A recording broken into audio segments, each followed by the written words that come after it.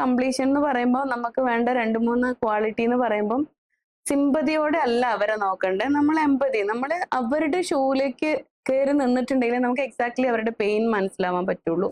അതുപോലെ അസസ്മെന്റ് ചെയ്യുന്ന സമയത്താണെങ്കിൽ അവരുടെ നീഡ്സ്, അവരുടെ എക്സ്പെക്ടേഷന് മുൻതൂക്കം കൊടുക്കണം. ബിക്കോസ് അതാണ് എത്തിക്സ്.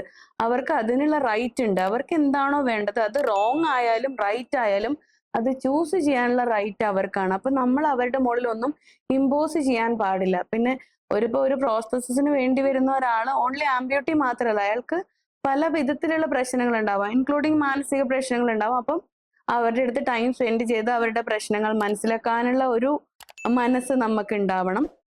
പിന്നെ എപ്പോഴും അവരുടെ എല്ലാ കാര്യങ്ങൾക്കും ഒരു കൂടെ, ഇപ്പൊ നമ്മൾ ഓൺലി പ്രൊഫഷണൽ റിലേഷൻഷിപ്പ് മെയിൻറ്റെയിൻ ചെയ്യാതെ കുറച്ചൊരു അറ്റാച്ച്മെന്റ് വെച്ച് അങ്ങനെ വെക്കുമ്പോഴേക്കെന്ന് പറഞ്ഞിട്ടുണ്ടെങ്കിൽ അവരുടെ ഔട്ട്കംസ് കൂടുതൽ നന്നായിരിക്കും, കൂടുതൽ എഫക്റ്റീവ് ആയിട്ടുള്ള ഔട്ട്കംസ് വരും.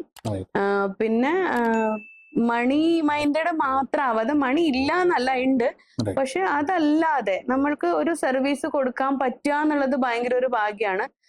Even in the early times, ഇപ്പൊ ഫസ്റ്റ് ഇയറിലൊക്കെ ആണെങ്കിൽ, ഇപ്പോൾ അഡ്മിഷൻ എടുത്ത കുട്ടികളാണെങ്കിലും വരുമ്പം മേ ബി അവർ ഹൈഫൈ തിങ്കിങ് ചെയ്തിട്ടായിരിക്കുന്നത്, പക്ഷെ ബേസിക് ആയിട്ട് ചെയ്യുമ്പം നമുക്ക് വർക്ക്ഷോപ്പിൽ പോയിട്ട് POP യൂസ് ചെയ്യേണ്ടി വരും.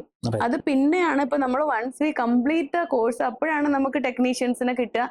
ഈ പണികളൊക്കെ ചെയ്യാൻ ടെക്നീഷ്യൻസ് ഉണ്ട്, you have to do the modification only എന്ന് വരുന്നത്.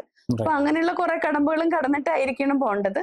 അപ്പം കുറച്ച് എമ്പതി വെച്ച്, കുറച്ച് സ്നേഹത്തോടെ പെരുമാറാൻ, കുറച്ച് സർവീസ് കൊടുക്കാനുള്ള ഒരു മനസ്സുള്ളവർക്കായിരിക്കും ഈ കോഴ്സ് കൂടുതൽ ചെയ്താൽ കൂടുതൽ ബെനിഫിറ്റ് ഉണ്ടാവുക.